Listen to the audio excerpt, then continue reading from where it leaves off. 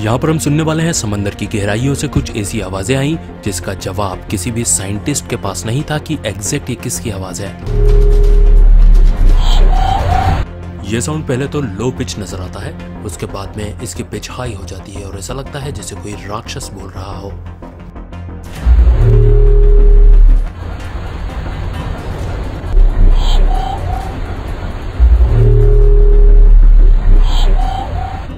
अब यहाँ पर सवाल ये उठता है कि यह आवाज, यह साउंड किस चीज की थी। क्या यह कोई व्हेल थी या फिर कोई ऐसा जानवर जिनके बारे में साइंटिस्ट को कोई जानकारी नहीं है, या फिर यह जमीन के घूमने की आवाज थी।